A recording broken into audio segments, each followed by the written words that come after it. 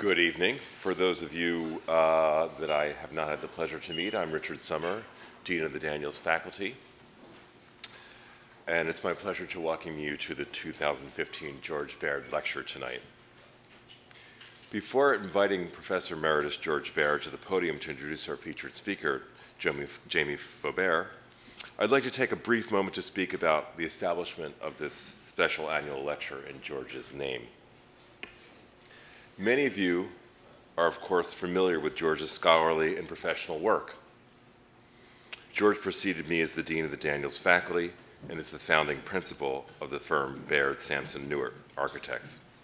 We established this lecture in 2009 to honor George's outstanding service to the University of Toronto and to mark the vital contributions he's made to the architecture and design community writ large.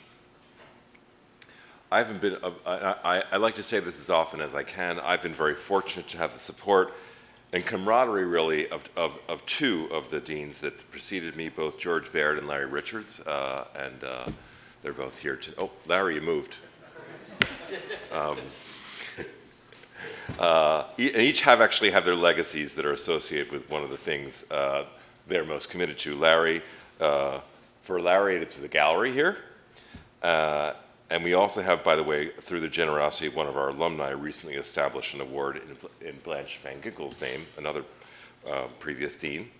But for George, we have this annual lecture because he was known from his earliest time at the faculty for organizing important lectures by major figures from outside the school and outside the city, and inviting them to come and elevate the thinking and discourse here, to even stir things up a bit. And I'd say that George is still doing this. And I also want you to know that the distinction of being a professor emeritus does not convey the fact that George is still a major presence to this day at the school.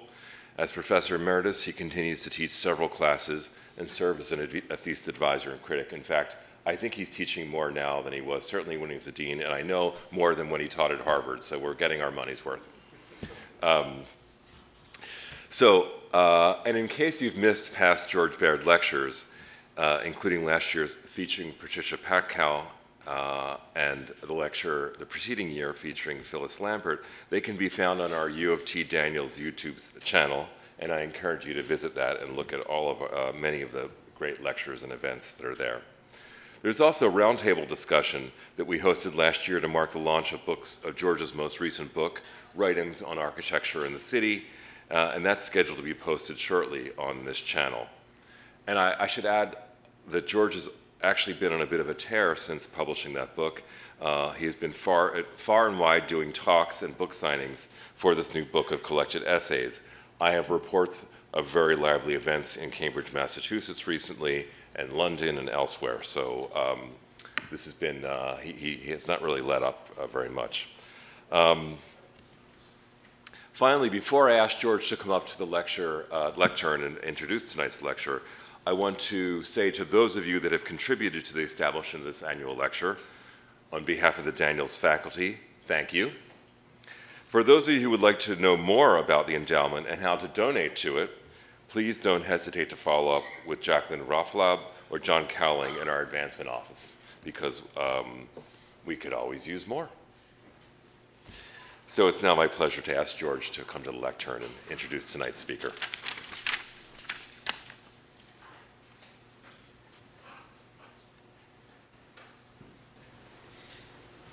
Thank you, Richard, and welcome everyone. This is the 5th George Baird lecture, and it's a first in that the speaker tonight is not only an alumnus of this school, but a former student of mine. I never taught Patricia Patkow or Phyllis Lambert anything.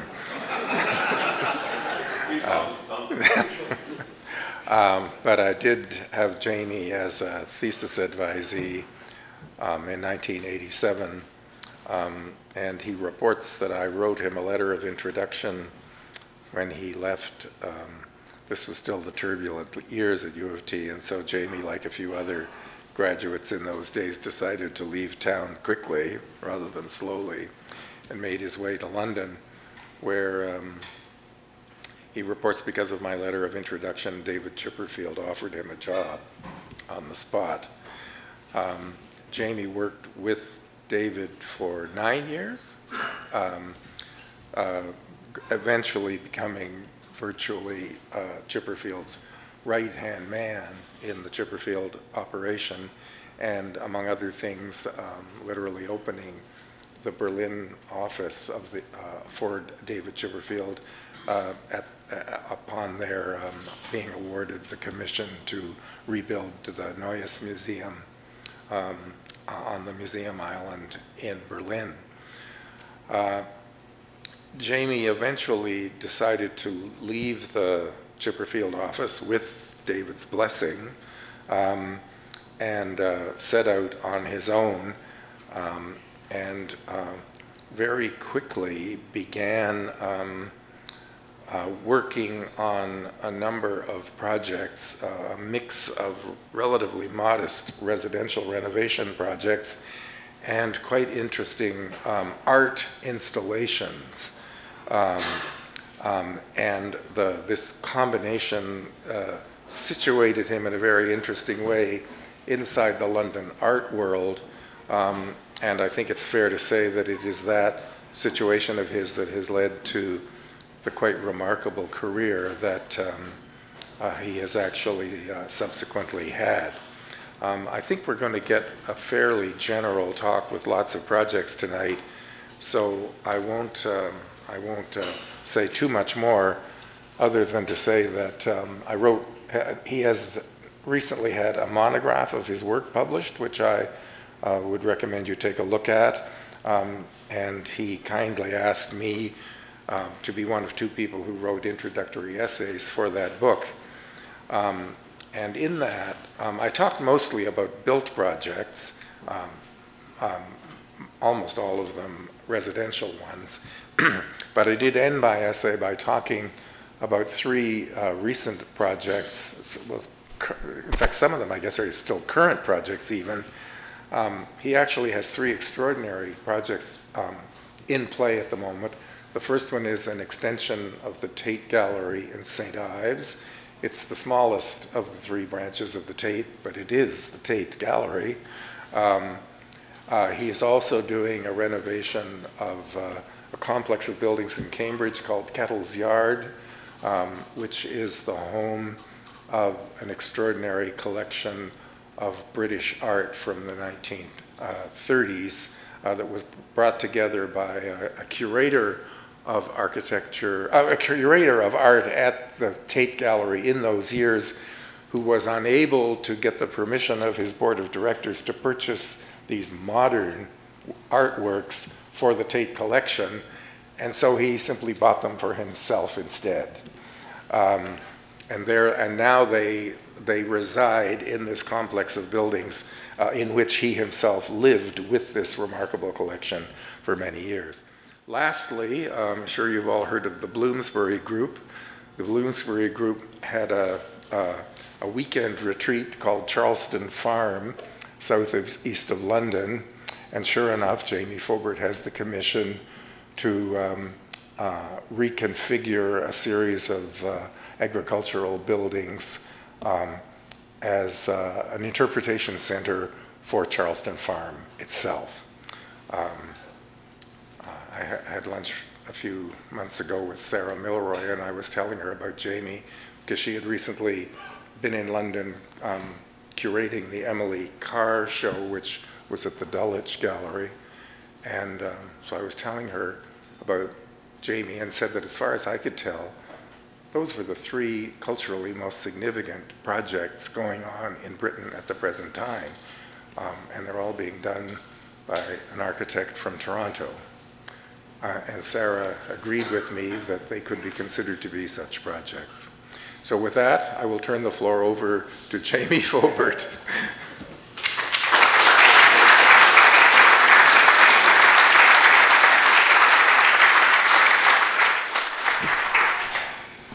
Thank you, George. It's a great pleasure to be back at U of T. Slightly terrifying to see lots of familiar faces, some of them from quite long ago. I also want to thank Robert, Levitt, and George for allowing me to spend time in their studio today. It was really wonderful to be sitting in those rooms where I was educated some 30 years ago. I'm not going to speak about the set of images I said earlier, except that these are, I put this together only for tonight. And basically, these are books of painting and sculpture that I go to whenever I felt stuck, felt slightly depressed about being an architect, whenever I struggled. And I found somehow a kind of solace in all of the work that I showed, and also with some of the quotes that I put up, which are quotes I've gone back to many times. And that's all I'm going to say about the pre-lecture. But the title of the book that George helped me to produce was called Working in Architecture, and that's the title of the lecture. And it really comes from this quotation which was found in the diary of Wittgenstein, which I spelt incorrectly, George pointed out. Well, I wouldn't know. Anyway, and this is his personal diary, so it was never meant to be published. And in it, he reflects on music and art and culture and all sorts of interesting things. All the personal stuff was edited out. But he studied philosophy. He wrote the Tractus just before the First World War, and he felt he had written all there was to be written about philosophy. And so he decided to become an architect. And he had trained as an engineer in Manchester, so he could become an architect in Vienna. And he built a house with another architect for his sister, who, there's a beautiful painting of her by Gustav Klimt. And he built this house in Vienna, and by the time he'd finished building the house, he decided that he had something else to say about philosophy, and he went back to philosophy. And when he was teaching in Cambridge philosophy, and his students would complain that being a philosopher was very hard, he would say to them, you should try being an architect. I think what he really meant is you should try building a house for your sister. So, and what he wrote in his diary was that working in philosophy, like work in architecture in many respects, is really more working on oneself, on one's own interpretation, on one's way of seeing things, and what one expects of them.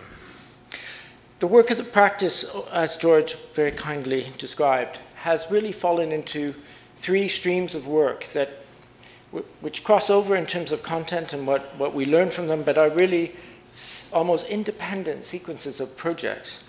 The one being residential projects, of which this is one interior.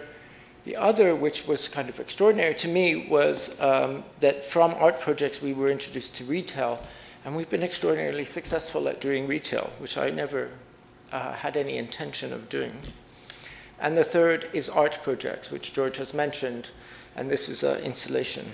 So what I thought I would do tonight, rather than take you through everything that we've ever done, would show you one of each of these projects in detail. But in the lead up to that particular project, I'll show you very quickly the kind of sequence of projects that led to those projects. So this is the first project I did when I was still working at David Chipperfield, and it was a window for Anthony Gormley. And this is it. And we built a terrace at the back of his house. What was interesting is that this is the tiniest project. It had a budget of £10,000. But it was an opportunity to work very closely with a great sculptor to talk about issues of materiality and light. And I think the message for young architects and for architects just setting out is there is no such thing as a project that's too small. And any project can be found something in which you can make something of. We then went on to start building extensions to houses. This for the painter Christopher Lebrun and his wife, the painter Charlotte Verite, which was just an extension onto a Victorian house, but about creating a surface for artwork. And then we moved on to a set of houses, the Anderson House, which sort of promoted the office in the eyes of the architectural community in London. It was the first one. And it was the first project we entered into the RIBA Awards, and it won the Mansell Medal, which is for the best house in the UK. And this is a view of its interior as well. And I'm not going to go into detail about these houses. And it had one window in the top. It was basically built in a pit, surrounded by other houses. And then we moved to rural Ireland. This is in County Clare, very close to the West Irish coast, where there was a stone barn and a cottage, and we built a set of buildings as a house. The stone for the house was quarried 20 miles from the house.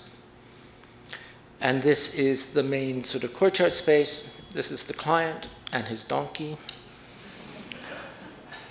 And moving back into London, a house within a shell of a Victorian terraced house for the photographer Nadav Kander and his wife and family, which kept only the shell of a building which was about to collapse and rebuilt a new concrete structure within it to hold it up. And a few years ago, we built a house in Barnes, which was in a very awkward site, which included a studio for the service engineer, Max Fordham, who we were working with on Tate, and I'll show you some of his work later on. And it works around a courtyard space. It has a very simple set of interior spaces. So the one house I thought I would speak about in more detail is a house we completed last year in Bloomsbury for 2 clients. And I thought I'd locate it for you. So here's a view of the center of London to try and locate you. This is St. Paul's. This is the British Museum. This is my office, which you all know, of course, which is just up from St. Paul's. And this is the house. It was a real joy to have a project that you could actually walk to site, because quite a few of our projects are, well, we're building a house in Trinidad and Tobago at the moment, which is hard to walk to site. So, the house, this is a view of where the house is. As it was a few years ago, it was a garage, and it was the end of a mews on Doughty Mews. Now this is Doughty Street, and it was a grand early Victorian street. In fact, the house with the blue plaque was the house of Charles Dickens in the last 10 years of his life.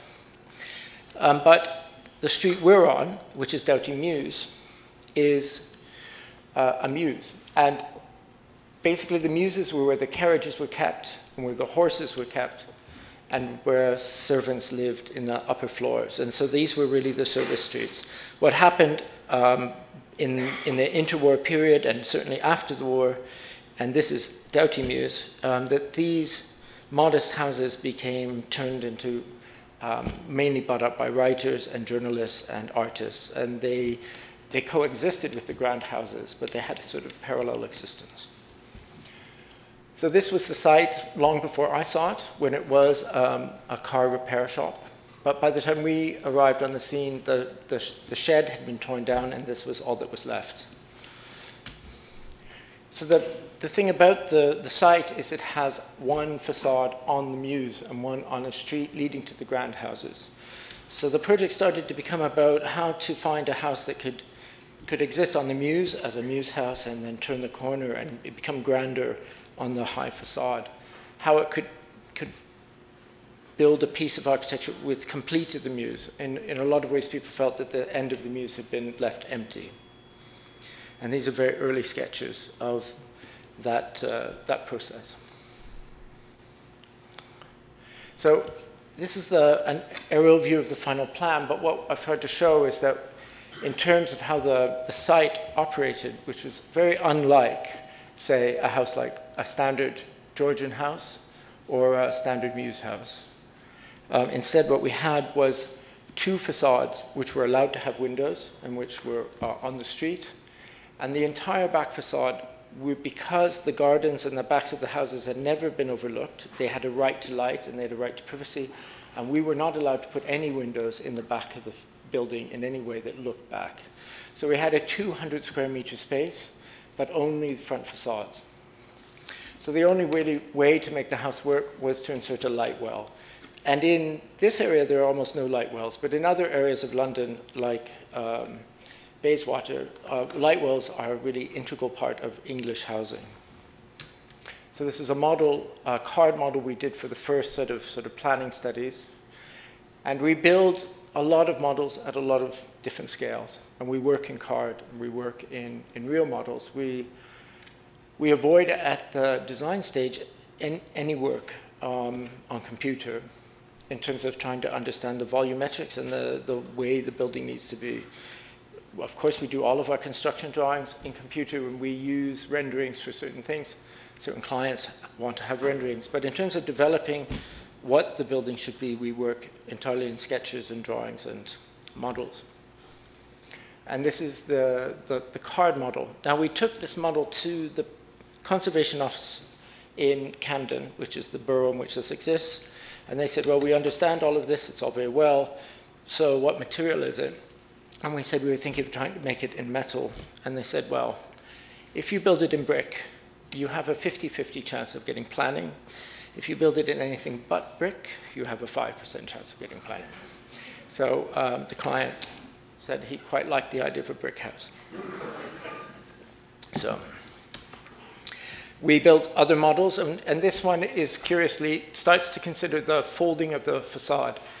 This small building below is listed and can't be demolished, and if we built this facade straight out, it would dominate this building.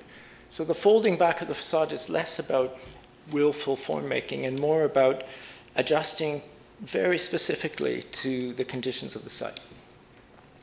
And this is a view from the back. So in fact, we've never had a photograph from the side of the finished house. But these are the gardens and the backs of the mews. But you can see that there are no windows here. These windows look at this brick wall. There are no windows on any of these edges. That's a roof light. That's a walled courtyard. And we were allowed to look through the house, but not back. So this is from the garden. And the stepping volumes is based on a right-to-light envelope, which is set by law in terms of maintaining the quantity of light that must be maintained in the back gardens. So we were given an envelope, which was a curving volume. And basically, it's based on this angle so that these gardens are deprived of their daylight that they have enjoyed for more than 25 years. In fact, in this case, 200 years. These are early studies. I was quite keen to keep the fragments of brickwork from the old building and build them in and make them quite distinct. But we would have had to take them down to build new foundations and put them back. And at a certain point, this started to feel quite false.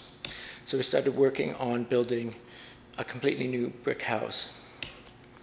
So the drawings that went into the planners, and this is a process of drawing that we really work a lot with in the office. These are surveyed elevations, so they're absolutely precise as surveyed elevations.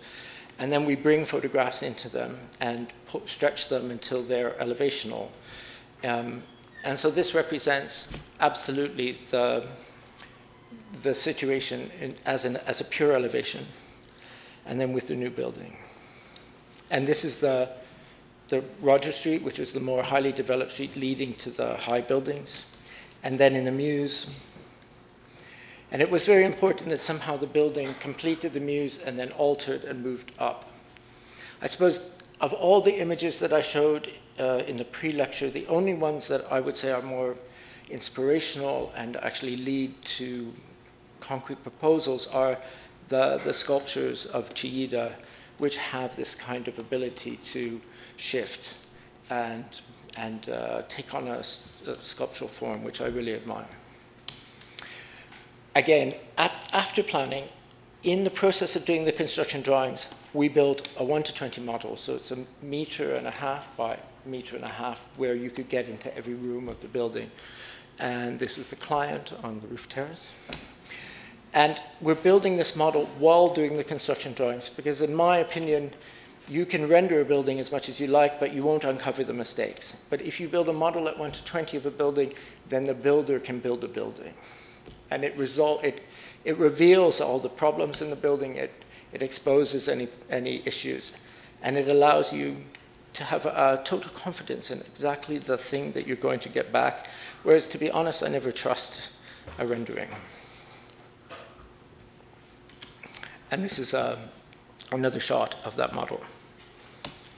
So the way the plan works, so the two streets and the courtyard at the back, and so the sort of critical elements are the roof light, the light well, which runs through the space, and a double height space, which goes down to the basement. The black area is the garage and then the front door.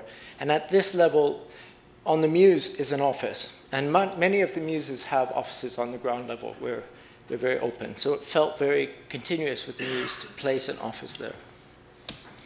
And then you go down into a very deep basement, and the light well at this point becomes a small courtyard with a garden, a very small garden, which is next to the absolutely necessary lap pool.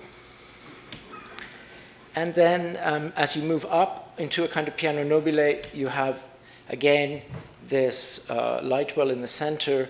And because of the stepping back of the volume, you have a dining terrace on the north side. And then the pulling back of the facade, you have another terrace on the front.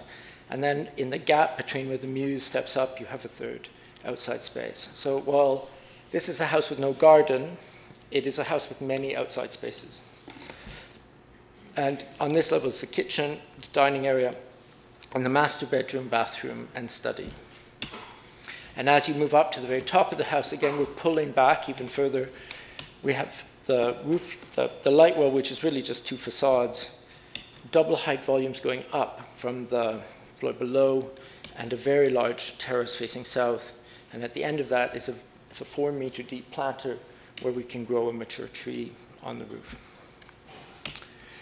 And a section, and you can see that the basement, there's a lot of basement in the pool on the one edge, and through the center of the house is a concrete shear wall, which is the main structural support for the house.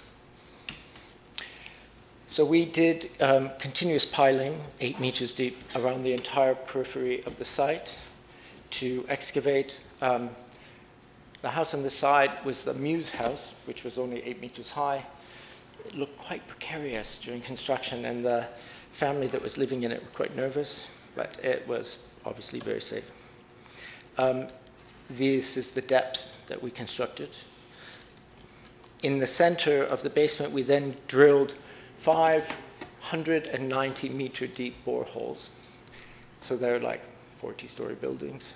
And these 5 boreholes provide, through a very sophisticated heat exchanger, all the heating and cooling for the house. So in fact, the house doesn't take any energy off the grid. It gives energy back to the grid. The client, who was Danish, was very, very serious about having a swimming pool, but was also said he wouldn't do it unless the swimming pool could function entirely without taking anything from the grid. So this is the concrete structure of the light well. We made a move, which I spoke to one of Robert's students today, where we had the columns on the corners of the light wells, and it felt quite small and quite clumsy. And we made a move, which I'd seen in Italian architecture, of shifting the columns to the center of the areas and freeing the corners. And it changed the way you viewed the light well as an object. And the double height spaces, we had these very tall, slender rectangular columns, which went double height in a number of places through the house. As you shift the rooms, the analogy of the house is something like, you remember those little games you had as children that before Rubik's Cubes, which were flat and had squares, and you slid the squares around in a flat plane. And one square in this plan is fixed, which is the light well, and all the rooms sort of slide around that light well in different directions, and 3-dimensionally in different volumes. So the built house, this is a photograph we took before the house was built, and the same street after. It's got a really wonderful pub, which has an interior from 1935, which is unchanged, so it's a really wonderful little bit of Bloomsbury. So before and after. And then on the corner. The house opposite was built in the 80s and did the chamfered corner to allow a fig tree that was on site to stay growing. And so you'll see that our 2 chamfered corners kind of introduce the Mews. Oh, sorry, wrong way. That's the Mews.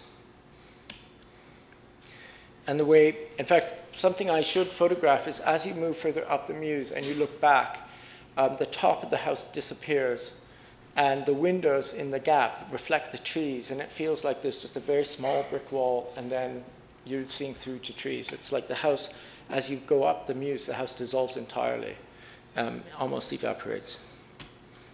And this is how it sits in its context.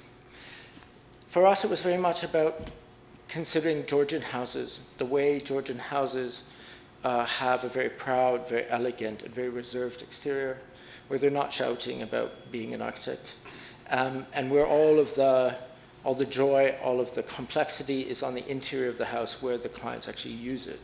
So much architecture, to me these days, is about complicated exteriors, and the interiors are almost a secondary idea that gets shoved into the building's exterior.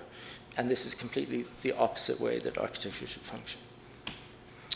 And the detail of the cut-back corner and the street, the house across the street. And there was a whole language of very beautiful bricks from Denmark. The client's grandfather had built about a tenth of Copenhagen in the turn of the century and had kept this brickworks going. So the brick was a Peterson brick, which is now used all over the place, but it was very clearly a brick his family was very close to.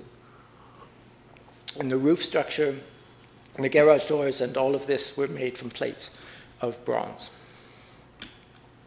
The interior is a very simple interior of the concrete shear wall and concrete ceilings, white plaster and oak floors. Not quite Hammershoys, but trying to create a calmness, a sort of elegance in terms of restraint, but also of detail. This is the main dining kitchen space with a double height volume, and up above is the terrace. And looking back from the kitchen to the glazing at the top goes to the terrace and the upper living room, and a staircase made from black steel against the concrete wall. And as you move up that stair through that double height volume, the terrace opening to the south, and the living room is to your right. And you see down to the door of the pub, in fact, and across a small terrace at the front. So there are moments where, in plan, the house feels quite tight and quite constrained, but there are also moments where the full dimension of the 200 square meter site is visible, and the house feels very, has a sort of openness and vastness to it, which I think on the outside it doesn't have. It's a house which sort of on the outside feels very restrained and very closed almost, but internally it feels like an entirely different house than what you would expect on the outside. And the terrace on the roof, and the pool. The choice of marble was very nice. The client had studied architecture at Royal Copenhagen, and then had decided to study, do a PhD in Roman history, and had never practiced architecture. And this, he chose arabescata, which is the stone, he tells me, was used in the Baths of Diocletian, which was nice. So, slightly strangely, after doing a number of art installations, we were approached by Givenchy to design their flagship store on Rue Fobert Saint-Honoré. It seemed quite odd to me, but in David Chipperfield's office, we had always done retail, and lots of other architects didn't do retail, and David did, and through doing a series of retail projects from the very beginning, he was able to experiment with materiality, with furniture, with detail, in a way which other building programs just do not allow you to do. So we took on Givenchy as our first project. This is the interior without any clothes. And this is the interior. And we hung the mannequins from the ceiling. The opening was fantastic because the designer, Riccardo Tisci, who we worked with very closely with, decided not to hang any of his collection, but just to take the little black dress that Hepburn wears in Breakfast at Tiffany's, which is the quintessential black dress. And he had it, and we also had her stockman, which was unbelievably small, made to fit her body. And we drilled a hole in the top of it and hung it and put her dress on it. And that was really nice. We then were approached to work with Versace, which seemed even more extraordinary to me because I couldn't quite, I can realize being in meetings with artists, and Anthony Gormley or Nick Sirota, but having meetings with Donatella Versace seemed completely outside of my scope. And as it turns out, she's incredibly charming. So this is in the Galleria in Milan, where Versace had recently taken a corner position. And they took out an old store from the 60s, and we discovered behind all of this the original columns from the Galleria, plastered and painted to look like marble in 1870, and all of the original plasterwork from 1870. And it turned out, we found through the Soprintendenza, who's like the historic commission, that this is the only store in the Galleria in Milan that has the original plasterwork and has the original columns. Every other store in the Galleria has, at one point, had that plasterwork destroyed. So they were very excited, and when we uncovered it. We then started to do a whole series of projects in Selfridges. This is shoes, which was a lot of fun, carving furniture from blocks of alabaster.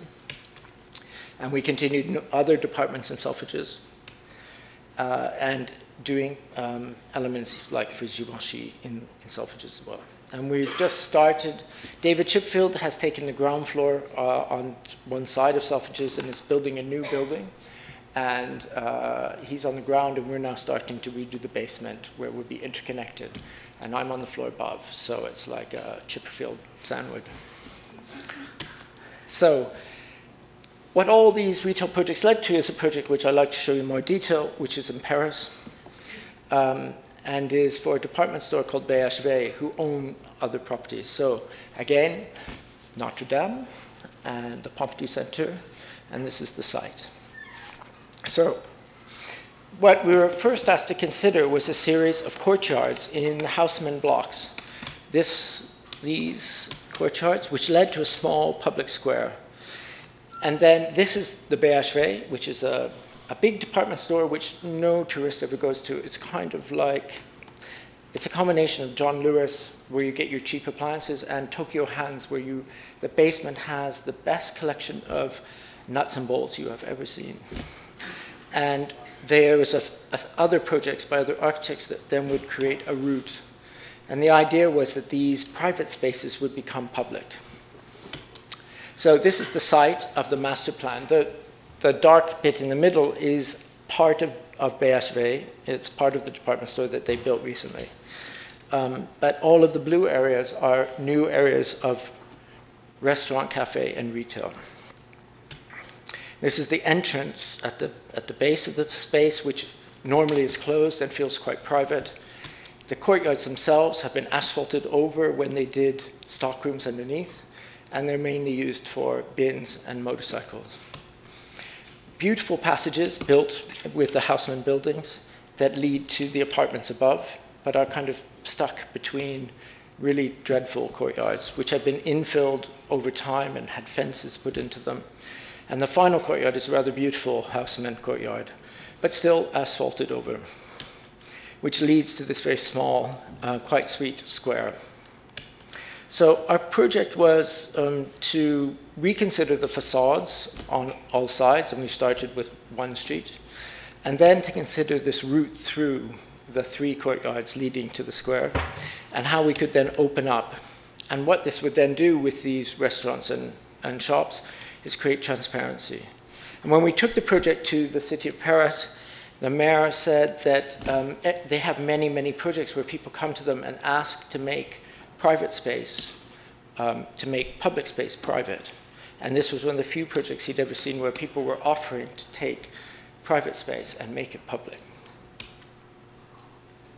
The first project, which completed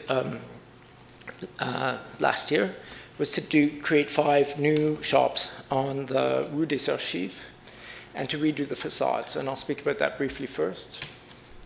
This is a shot of the street on the corner in the late 60s, early 70s, something like this, and how it is now with Starbucks on the corner. And what's happened gradually is that the shops have been renewed and renewed, and people have removed any remnant of the historic building at ground level, so that the ground is a set of hodgepodge of retail units, and then up above floats these houseman buildings, but they never meet the ground except where the doorways meet the ground. So here you can see the kind of applied facades. In this case, the cornice was kept, but in others, the cornices were obliterated. So here you can see where the cornices have been obliterated. And the only moments, and there's only two in the whole facade where the historic building remains the same, is the entrances to the flats. Unfortunately, the clients own everything. Well, fortunately, they own everything from here to here, but they don't, oh, they own this as well, but they don't own this corner block. And a pharmacy in Paris is like worth its weight in gold, so they really struggled to be able to take it to make the project complete. But you can just see the way that this facade has been treated over time. So we had it surveyed, and this is what's covering that. So what we found was underneath all of this were piers of stone and columns of cast iron. So these are the facades that we had, and these are we looked at the grids, and these are the piers of stone and the columns. So we did a series of studies. This is a photo we used where we tried to redress all of these. But in the end, we felt that we were doing a kind of upmarket version of what was already there. And then we started to look at these studies, and we started to look at wherever there was a pier of stone, we would clad it in stone. And wherever there were columns, we would clad those in metal. And we would reinstate the cornices where they were missing, and we would allow the fabric of the building to kind of reconnect to the street. These are photographs during construction of the stone columns and the steel beams held by bricks up above, and places where the cornices had been destroyed. So quite simply, we put the cornices back, and these are the beams, and we developed a sort of folded frame, which meant that even though we needed zones for air handling and ceilings, at the moment the ceilings were somewhere down here, we could push them up high, but by folding this out, we could get the tops of the windows, and this is basically 5 meters high. So we could create quite incredibly elegant, tall, and very deep metal frames to clad these facades.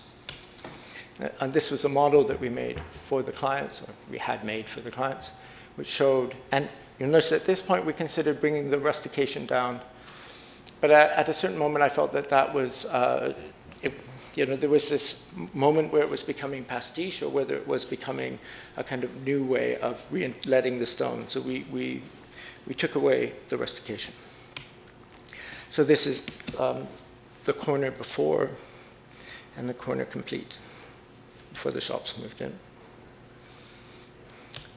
And the facade before, don't want to do that, and the facade complete. And I don't know, I think that when we took, it's a classic thing, when we took all the scaffolding down, people wondered what we'd done. And we made these continuous elevations for an exhibition which we had in Paris last April. And the client for this helped sponsor the exhibition, and we did these. And the clients were dumbfounded when they saw these, because they had entirely forgotten what the facades looked like by the time we built it. And I think this, you can see this plant up here, and the balcony, and it's not like this. But you can see that this was the ceiling height of the space here.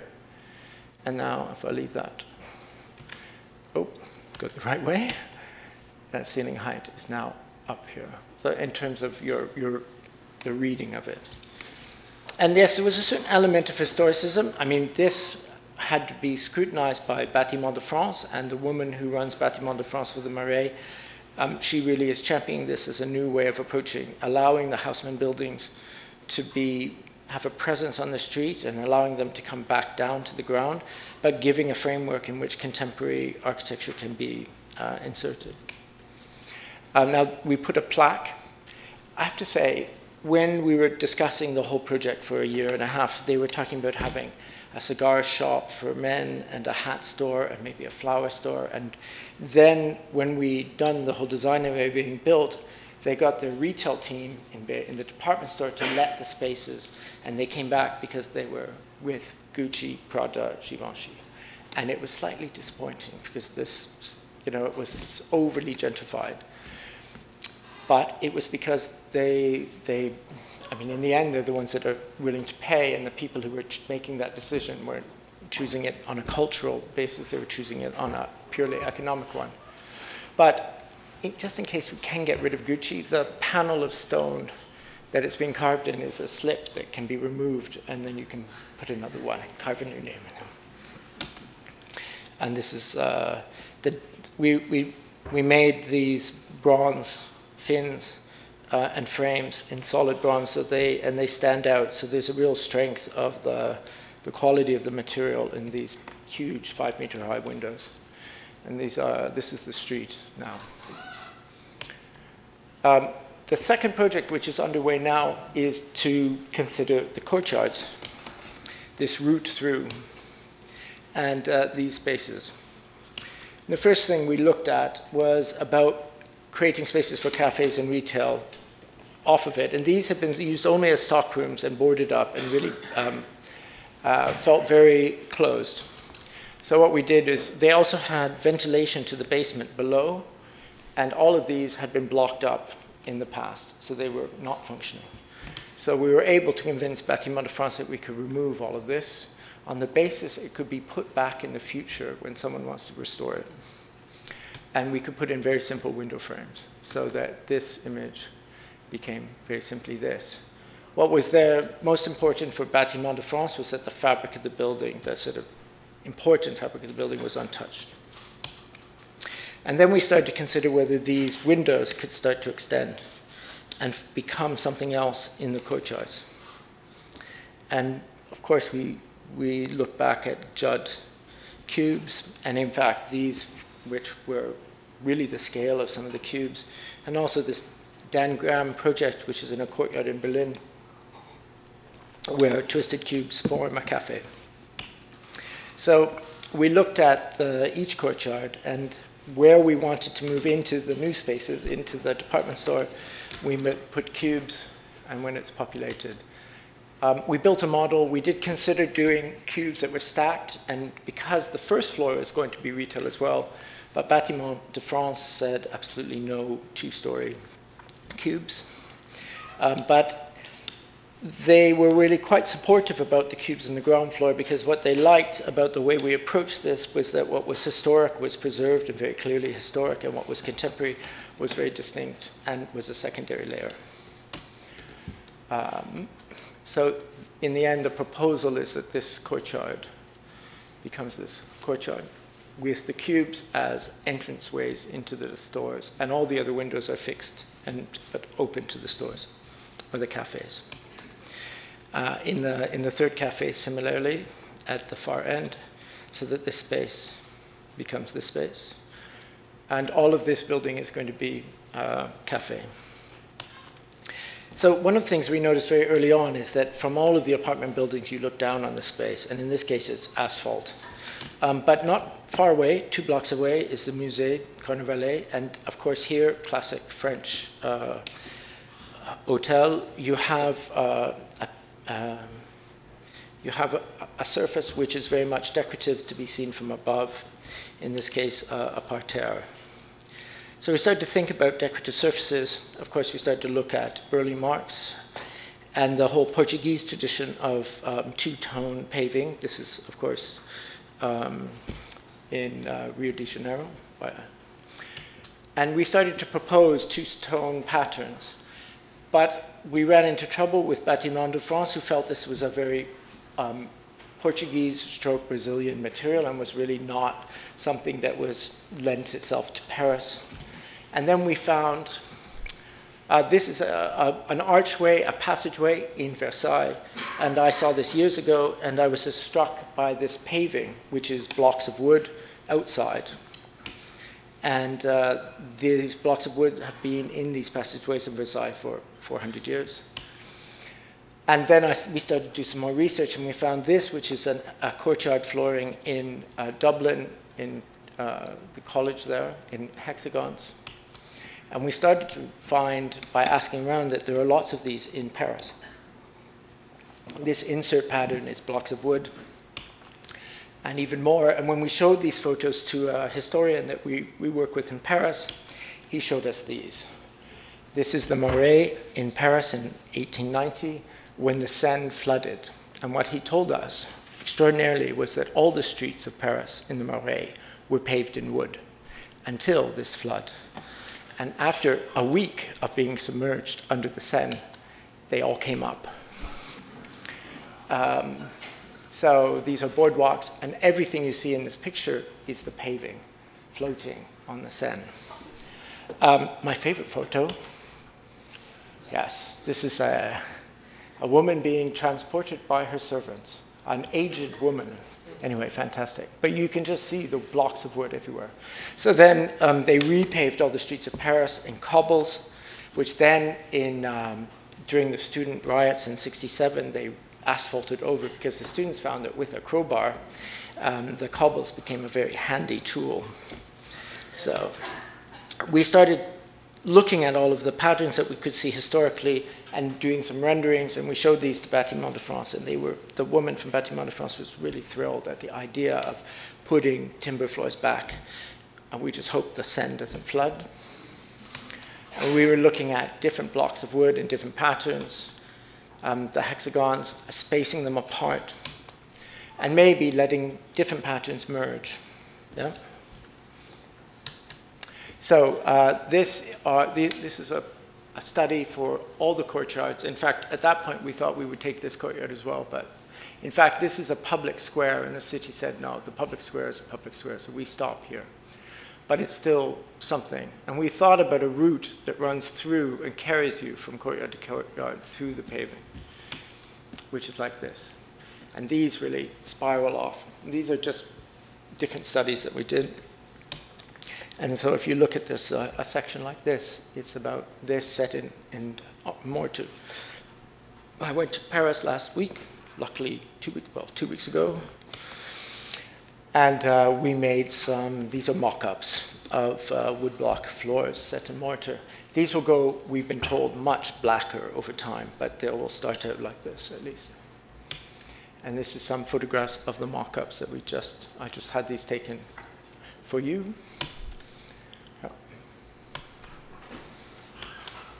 So that these courtyards, again, and you probably didn't notice the first time, has the timber floors. We did a stone edging so that the buildings have a kind of base, and then and a drainage channel. And then through the passageways, and so that and this is the view from the cubes with the old floor into those new courtyards. So the final set of projects, one is working with art. We were very fortunate from very early time in the office to be given commissions. And one of the first ones was to do an installation in the Turbine Hall at Tate Modern. They had an installation by Munoz in the hall, and while it was in place, he passed away. So they decided to keep it. But it started to sort of peel and twist, and the Munoz family asked them to take it down because it wasn't meant to be there for so long. So they did, so they had an empty turbine hall. So they gave us a month and asked us if we could to test whether it would be possible to put sculpture in the turbine hall. Up until that point, everything done in the turbine hall was a grand sculpture or installation. And people had said it was a useless space for art. And so Nick Sirota thought it would be a good moment to try and test whether you could put the collection.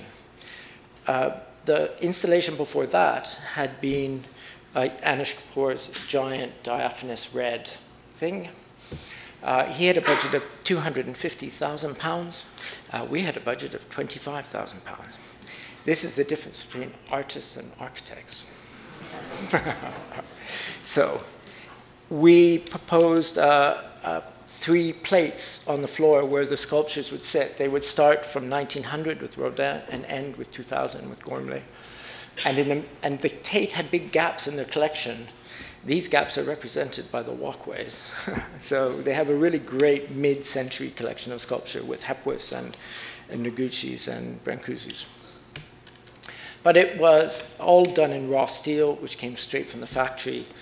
We priced all of these walls built in plasterboard and timber, and it was £50,000, and we had a local metalworker buy the sheets of steel. None of them were cut, and they could be reassembled, and the whole thing was for £25,000 in a much more beautiful material. Recently, we did another exhibition at Tate Britain with a wonderful artist called Patrick Keeler, who's a filmmaker. And really, the exhibition was kind of wandering through Patrick's mind. It was a fantastic exploration of history, politics, economics, and art, which I won't explain. We were in the Devine galleries. You can't put a screw in the floor or in the wall. And the last time they'd shown paintings in this space, they built plasterboard walls on big boxes and made it look like a gallery. So we were very keen. We built these huge structures, and they taper back to concrete blocks, which hold them in place. So basically, they're loose pieces of furniture that you could climb on. They actually had workmen climb on it to make sure when they did, it didn't come over and destroy the turners.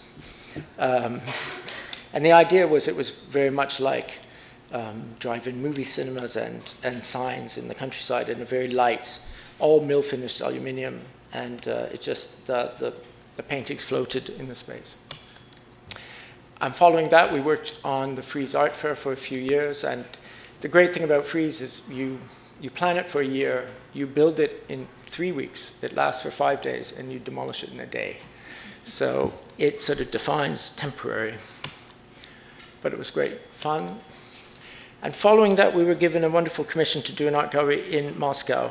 This is the bus garage by Melnikov from 1929, a photograph from 1929. And it was built to hold 129 Leyland buses. It's a wonderful parallelogram. And in it, we did a series of, for 5 years, we did a series of temporary installations of Russian artists. And then we were commissioned to build a permanent gallery within the space. We built a 300 square meter gallery in an 18,000 square meter hall. It was tiny. I mean, the space itself is fantastic. But as George mentioned, we've been very fortunate to win competitions to build 3 projects. And I will very briefly just say what they are. This is a painting by Duncan Grant of the barns at Charleston seen from the house. And of course, Duncan Grant was the lover of Vanessa Bell, who was the sister of Virginia Woolf, and Virginia Woolf found the house for them. So in England, the house is more well-known, one has to say, for its literary connections than for its artistic connections. But Duncan Grant painted. So basically, this is the house, here, and the garden. These are existing barns, and we're building a new set of buildings to create courtyards in this building, to create a gallery, an archive, cafe, education wing, and a multi-purpose space, as well as a shop and new offices. The barns were really beautiful, but in the 80s, they had a terrible fire, and this was the state of the barns at the end of the fire. So they were rebuilt, but the interior was badly built. And we're working with Julian Harrop Architects, and Julian was the architect who worked with David Chipperfield on the Neues Museum, on all the historic reconstruction. So we're very fortunate to be working with him on the reconstruction of elements of the historic barn. And then we're building, so this is a site model. This is the house, these are the barns, and this is the dairy. And we're building all of these new barns, basically, around that take all these new uses. And very quickly, again, just an overview, then we started working on Kettle's Yard in Cambridge, which is a really beautiful building by Leslie Martin, built in 1970. Jim Eade, who was the collector and curator, took these cottages to start with and filled them with wonderful things, and then left it to Cambridge, and they commissioned Leslie Martin to build this extension. And onto that were a number of galleries. And our project is to sort of, there were then a series of projects, one every 5 years for the last 20 years, doing bits and pieces. And the house and the cottages are protected and very beautiful, but the rest of it's a bit of a mess. So we're just tidying it up and creating 2 new galleries where a whole array of tiny galleries used to be. But Kettle's Yard has this wonderful sense of mixture of natural objects and art. And this is the house space, which was built by Leslie Martin. And then looking at double height volumes with top light, this is the education room we're going to build. And this is one of the galleries, which takes the Leslie Martin roof lights from the building and rebuilds them in a new way. And then a second gallery in the terrace on the street, which is, has a window onto Cambridge. So finally, I'd like to just talk to you about the project that in some ways is most dear to my heart. That's probably because it's taken so long. And it's for a Tate gallery in St. Ives. Just in case you don't know, I've added these slides in. Here's London, here's Cornwall, here's St. Ives. It's as far away as you can get. In fact, it took half an hour longer to fly here than it did to take the train to St. Ives. But I love this train journey. It's extraordinarily slow, and it's so beautiful because the train follows the coast. So why St. Ives? Well, during the war, well, actually, there had always been a tradition of people going to St. Ives to paint because of the quality of the light. In fact, I found a photograph of Emily Carr in St. Ives being taught to paint. So that no one else cared. I was so excited when I found this painting. But during the war, because there had always been artists in St. Ives, during the Blitz, a lot of London artists left London and came to St. Ives. This is Ben Nicholson, whose work is not very well known outside of Britain, but incredibly important to British modernism. And of course, Barbara Hepworth, who was married to him at one point. And he went back to London, and she stayed in St. Ives for the rest of her life. So in St. Ives, the sculpture that sits in front of the UN was, the maquette was made in St. Ives. So it's quite an extraordinary thing. And this is her work, if you don't know. There's many, many pieces. But this is the sculpture that's on Oxford Street on the side of John Lewis, and this is it being made in front of her studio in this completely wonderful vernacular of St. Ives. There's this completely mad sculptress building things. So because Hepworth left her studio and garden to the Tate, and the Tate had a fantastic retrospective of the St. Ives School in the 80s, and everyone in Cornwall said, the Tate has this incredible collection of St. Ives paintings, but you have to go to London to see them. And people should be able to see St. Ives School in St. Ives. So the Cornwall County Council decided to hold a competition. The architects Evans and Shalliff, who had both been in James Stirling's office, won the competition. And as it was being built, Tate became involved. And after a year of being involved, Cornwall County Council asked Tate just to take over the running of the building. So while it's called the Tate, it's the only Tate built where Tate doesn't own the building. Cornwall County Council owns the building. The new project, which we're doing, Cornwall County Council is handing over the building to Tate in its entirety. So here's St. Ives, which is an extraordinarily beautiful slip in the sea. This is a great photograph if you want to understand just how much it sits with the sea on both sides. The fishing lofts, which were all on the one side, all became artist studios in the early 20th century. And you can just make out, this is that's the existing Tate overlooking Porthmeor Beach.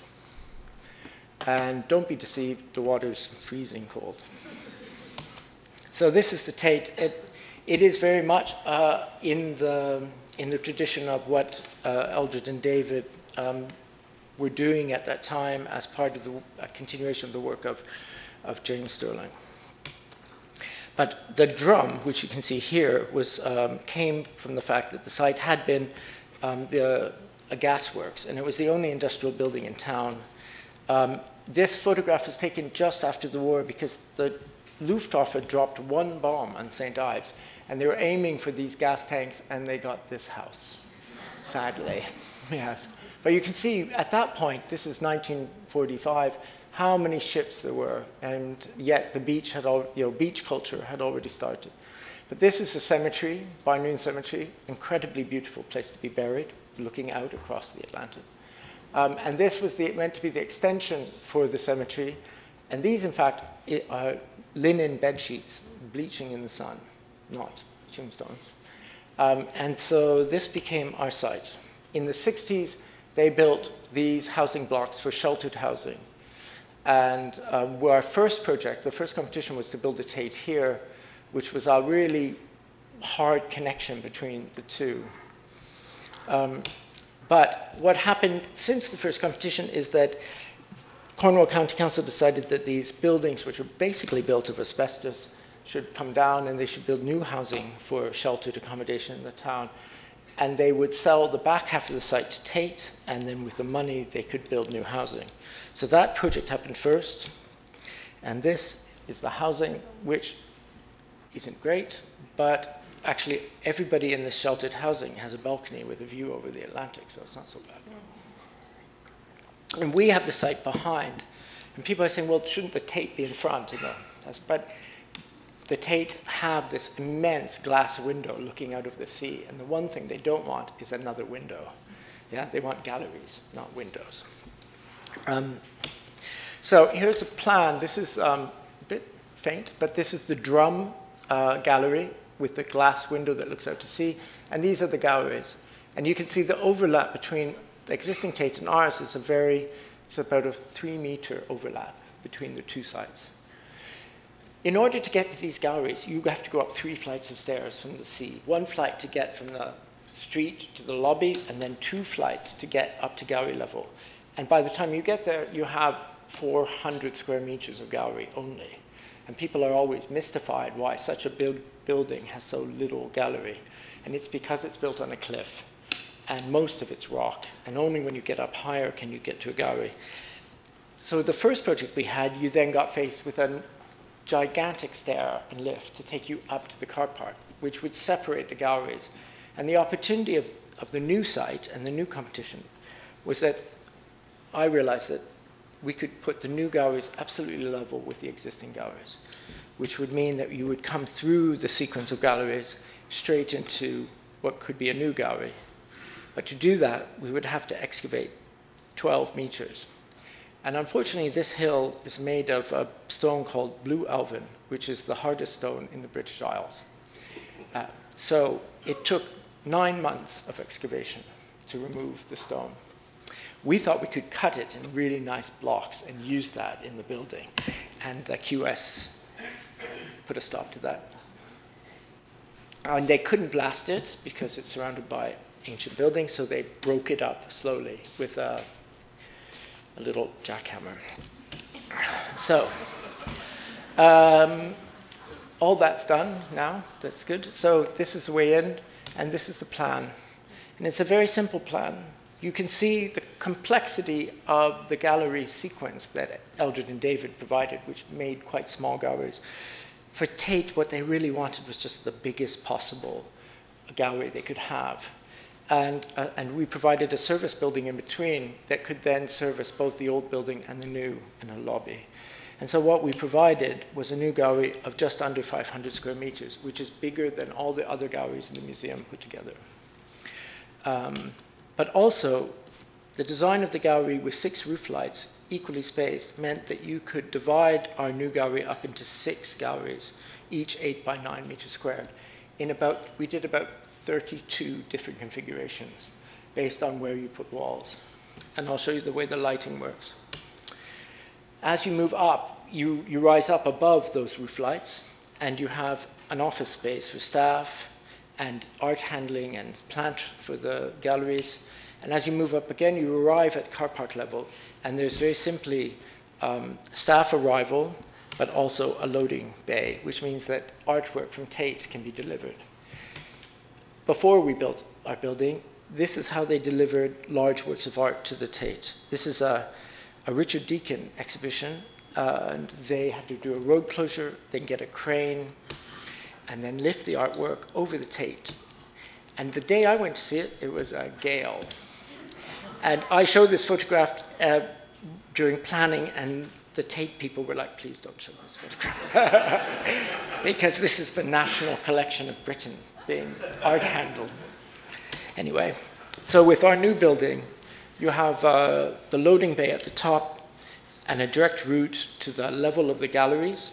And this art lift, which is huge, this is the art lift in the existing building, and this is the art lift in the new building. And this will now allow art to be delivered not just to our gallery, but to the rest of the building as well. Now, Max Fordham, Henry Luker, who I built a house for last year, he works for Max Fordham office in London, and they really led the project in terms of daylight. We were working very hard at creating daylight in the galleries, and we took it to the trustees of the Tate. And one of the trustees, Wolfgang Tillman, said, why are we having daylight in the galleries? We'll just black it out. Nobody wants daylight in their galleries. And another, he's a photographer, another woman who's a painter said, I won't show my work in this gallery unless there's daylight. And in the end, my argument was the only reason that artists came to St. Ives was because of the quality of the light. To build a gallery in St. Ives and not have daylight, the central motive for creating space, is completely inane. So we were supported by all the trustees, bar one. So this is Max Fordham's proposal, and it's really to call them roof lights is really not right. They're chambers. They're the size of rooms. They're 3 by 4 meter spaces that are 3 meters high. They're chambers, and they sit above a set of concrete fins that also help diffuse. And these are them. So they're 4.4 meters by 3.5, and they're 2.6 meters high. So they're the size of in a condo in Toronto, they'd be a big living room, from what I've heard today. So this is a computer rendering of the light levels. The red is intense daylight hitting the fins of the concrete, and a pool of light in the center. But what you get on the perimeter walls is exactly the right level of light that's required by the National Collection in terms of maximum light levels that National Collection is allowed to be exposed to over a period of hours, over a period of years. So you allow a quality of light and intensity of light in the center of the space, but you restrict it from being on the walls where it's not allowed to exist, and they can test this. And this operates for each of the 6 subdivisions of the large gallery wherever it's built equally. It's another rendering computer analysis. Now, we had to do this because we had to give the numbers to Tate to prove that this was going to work, but in the office, we did this. We built exactly the same thing in card at 1 to 5, and we work like this a lot, and this is what it looked like. We use a lot of duct tape in our models because it doesn't let light come through. We then put this in a black plastic bag with only the aperture open and put a camera in. So it's like this, but wrapped up, and then we photograph it. And you can see the pool of light on the floor. You can see the intensity of lights at the top, and you can see this. You know, in that model, when you looked at it, you saw everything that the computer rendering had, but you felt it. But you needed both, basically, to know how it was working. And this is the director of, the artistic director of Tate, St. Ives, and the executive, with a much larger model of the whole gallery in the motorcycle car park in front of my office. And what they're looking at is this, which is the whole gallery scene. And so these are the 6 roof lights. The concrete fins of the roof are very much, in a way, a reference to the Nordic Pavilion in the Biennale, which is probably the most beautiful building by far in the Biennale, and the Giardini. But it also allows, the 6 individual roof lights allows us to make a gallery of 6 or a gallery of 4. a gallery of 2, and a gallery of 1. And the beams, besides having a role in diffusing the light and stopping any direct daylight from entering the gallery space itself, and really creating this quality of light in the ceiling, are hark back to the fishing lofts in St. Ives, where all of the St. Ives school operated, which all had exposed timber beam ceilings, but not with daylight. And so this is a view of the gallery. So once we were totally led by what the gallery should be and the very simple functionality of the program. But at one point, we only had a gallery of 300 square meters, and that took up a very small amount of the site. And we were saying, but you should build a 500 square meter gallery, because the difference in money is a few £1 million compared to the whole project. And we had to go through the whole process and get planning for a 300-meter gallery and a 500, because it was just one more bay. And then by the time we had planning, it was they had fundraised for the whole thing. So we now have the full gallery. But this, in a way, was what we were left with. We knew we had a loading bay that was high in a block, and we had a flat surface, which was basically at the level of the car park. So we started to think about being able to occupy this space. And this is a view of that space, and next to it is a walkway which leads from the car park and the upper town to the beach, and it's incredibly steep. And it looks at the cemetery and out to the coast. And we became interested in the sort of language of the cemetery, of these granite walls and grass. And also, all over Cornwall are remains of post-industrial landscape. Cornwall was the main producer of tin in the world, and these are pump houses which held the original steam engines, which were invented to get the water out of the mines in Cornwall. Without mines in Cornwall, we might not have locomotives. Well, eventually we would have had locomotives, but there's wonderful remnants of this industrial landscape. So we took these very rigorous, very rigid and identical roof lights on this landscape, and I started to think about how could we make a secondary landscape which slightly denies the rigor of what's underneath it and harks back to the post-industrial landscape of St. Ives and of the Cornish coast, and make a public space engaged with the roof lights. And these are sketches. We also thought that this hill is so steep that we could use the change in level to make a new staircase which would carry people down, give them viewing platforms to the sea, and then let them have a very gentle journey down. And these are sketches. And this is in sections, so the car park's up here, there'd be a viewing platform, and then you could come downstairs, and you actually existed in and around the roof lights. We built this up so that from the lower level, you couldn't see into the backs of the social housing in front, because they have terraces and balconies, but you could. The long view was of the sea and the horizon, so you removed the middle ground. And this is the final plan of the loading bay and entrance at the top. This is a viewing platform. This is a bench with a granite viewing platform, and then the beginning of the stair down. And this is all a garden which was planted in the sort of wild fauna of Cornwall. And it seemed completely logical as to allow the granite and landscape of the cemetery to kind of come back over the site and move the border of the town sort of back in. And to do that, we would work with Cornish granite. And all of these post-industrial buildings are built in beautiful, rough-hewn blocks of granite. And then someone told us this amazing thing, that in Cornwall, the weather is so severe that they can't grow hedges when they're exposed to the sea. So they build hedges out of granite blocks filled with soil, and then they put plants on top. And it's called a Cornish hedge. And it looks like this. And all the Cornish hedgings that we saw are vertical stones. They're never horizontal.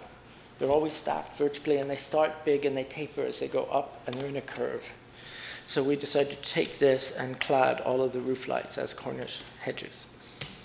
And these are samples that have just been arrived of the local granite in vertical stones. And then we came to the pavilion, and basically Right. We call it a pavilion, but that's for the planners, because it's really hard to get planning for a building when you call it a loading bay. So, but basically it's a loading bay with an entrance on one side and then offices below. But it's basically a huge art lift in a loading bay. But we tried to reduce its impact and give it form.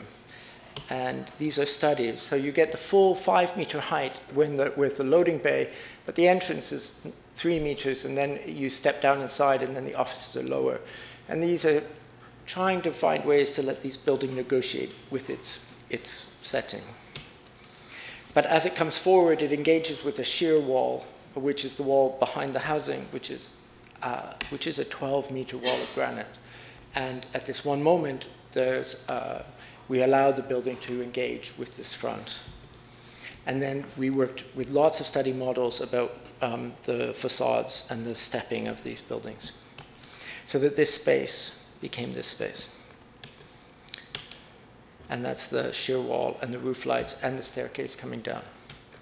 So this is the way the granite of the garden will engage with a very stripped down, very simple facade of the pavilion. And we looked initially at doing tin. It seemed logical to me. We're in Cornwall, we should use tin. Tin lasts about a week outside, and it basically evaporates, where it oxidizes faster than you can. So in the end, we're using an anodizing, and we've got a color of anodizing that's quite similar to this very silvery gold hue for the fins of the building. This is a photograph I took years ago inside the artist studios, the studios where Nicholson worked, and these where the interior boarding had been painted blue, the roof leaked, and after a lot of roof leaking, you got this incredibly beautiful painterly effect.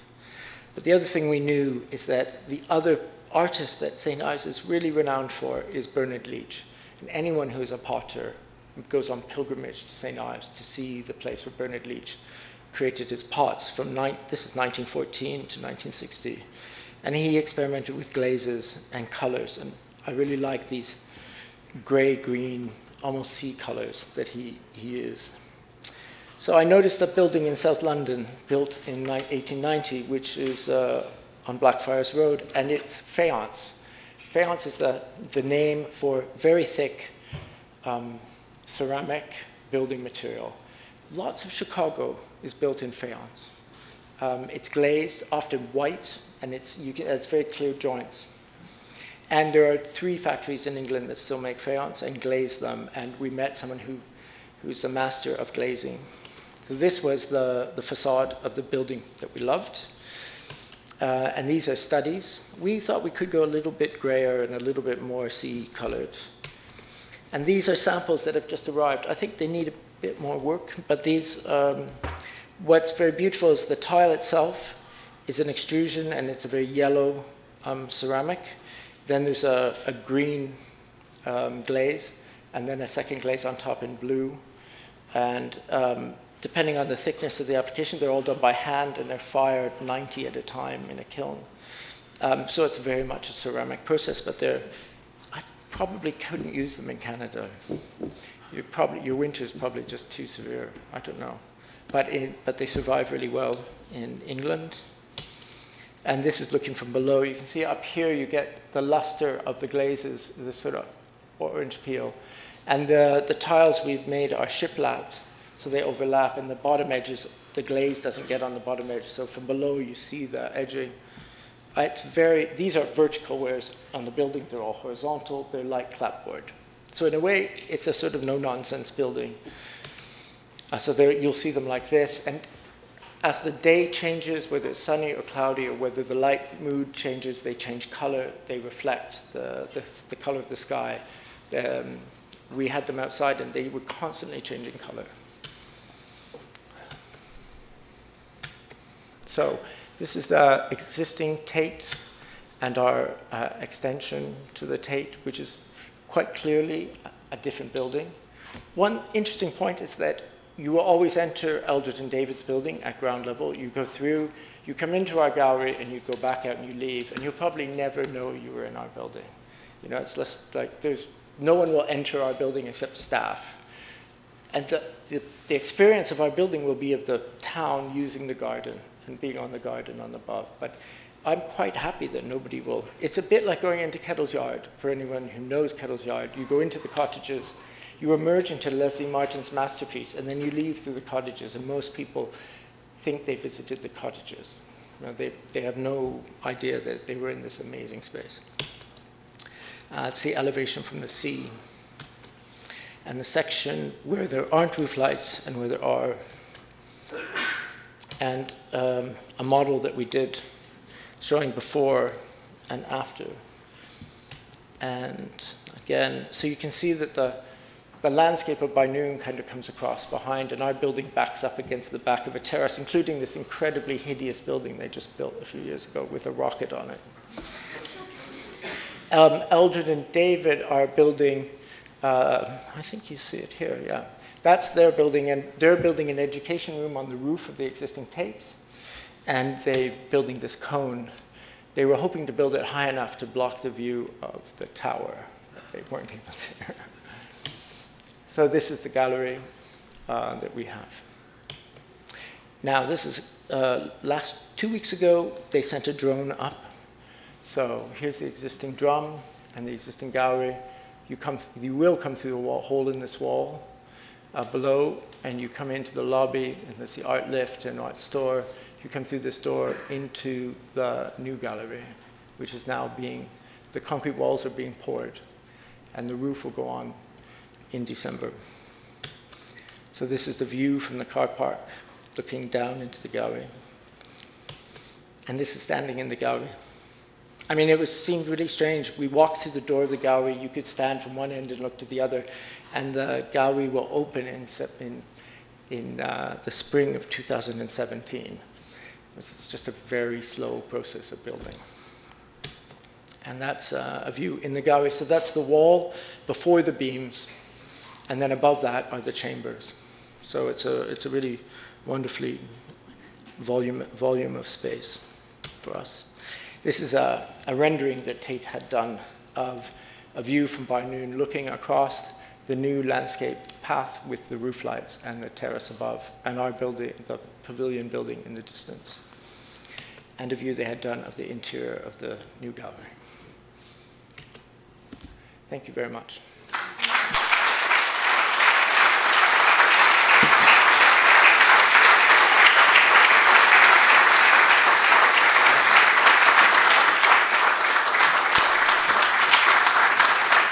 I was told to ask if anyone wanted to ask a question, but if you need to rush out. But does anyone have a question? Miss McElroy? Oh, come on, my old classmates must have a question. Yes, please. What's it like working with, what's it like working with retail brands such as Givenchy, who has a strong creative head like Ricardo? What's the involvement in, like? Don't want that, do I? I think what's really interesting, because I always had this idea that working with retail, we were going to be with a bunch of fashionistas, and it was going to be really bitchy and really horrible.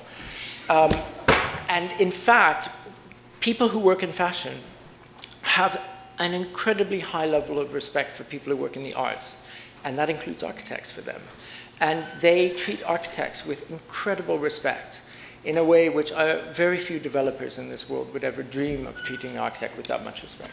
Because they give you their intent, they give you their vision, and then they step back because they create collections, and they want you to create a building like their collections. And they would never step in and say, I really like that dress, but could it be a different shade of blue? Could you put a bit of a something, could you cut it a bit shorter? I mean, no one does that to a fashion designer. They do it to architects all the time. So all of a sudden, I found that you were being treated with the highest level of respect in the fashion industry with Versace and Ricardo.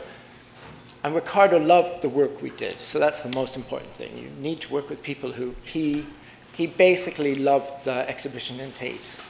And, you know, we nailed the job by taking those photographs of the exhibition on the black steel and fading out the sculptures and putting in his collection. And he said, yeah, okay, I'll have that. That's a good trick. But yes. Anyone else? I have a question. Okay.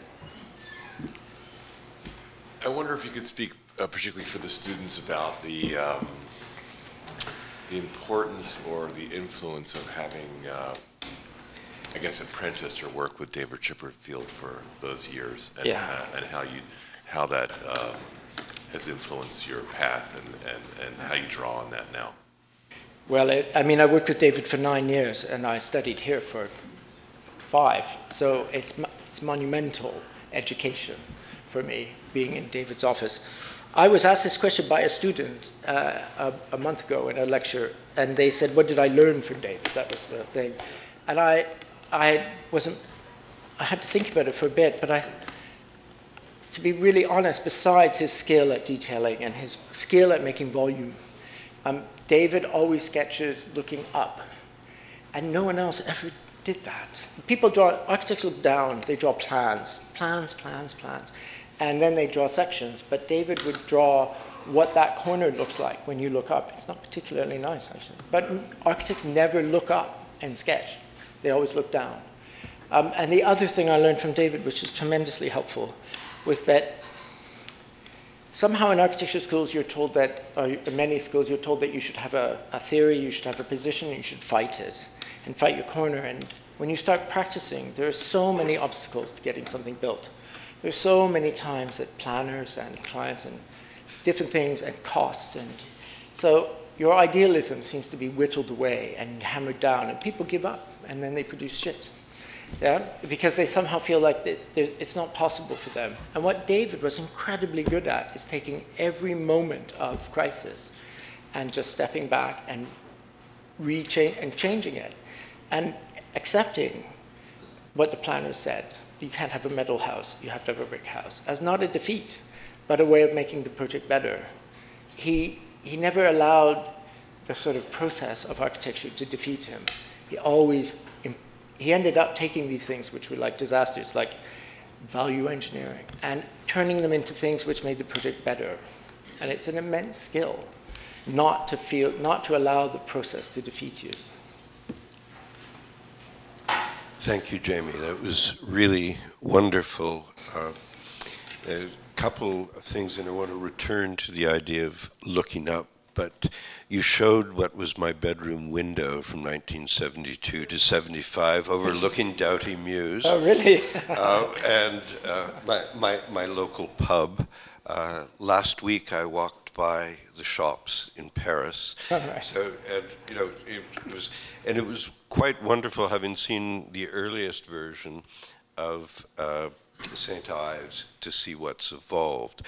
But what's characterized the work, and I'm not sure if it is that idea of David Chipperfield looking up, but has been this extraordinary understanding of the verticality of light from, you know, that very early house, which had no sight in London, and the way that roof lights or lanterns or whatever you want to call them, and I think that's even the way in which you allow light to penetrate in the shops in Paris, it's that verticality that I think is quite unique. And maybe you could comment a little about that, because I really feel it pushes your work quite different from others who may use a similar vocabulary. Yeah, I think it's something I did learn while at Chipperfield's, but also from looking at sculpture.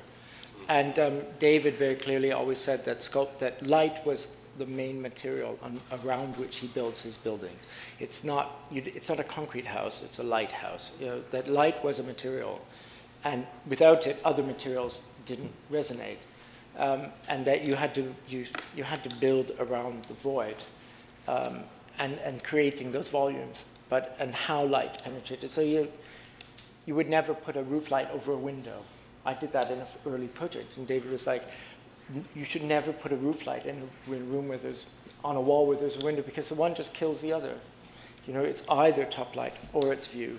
And I feel very fortunate. My first house I built with David Chipperfield was for an English fashion photographer called Nick Knight, He does amazingly beautiful work. And we're having a conversation about the house, and he said, you know, for me, windows are two things. They're either frames or they're shutters. They either frame a view, just like I frame views, and where you place them is about what you're framing and how big a frame. And a small frame is sometimes better than a big frame. And the other thing is it's an aperture that controls how much light enters the camera. I was like, holy shit. The whole thing of light summarized. And only a photographer will tell you this. But and I've never let go of that whole thing, that it's either a frame or it's an oculus. And one is about controlling volume of light, and too much is a disaster. So many contemporary buildings are overexposed, like a bad photograph.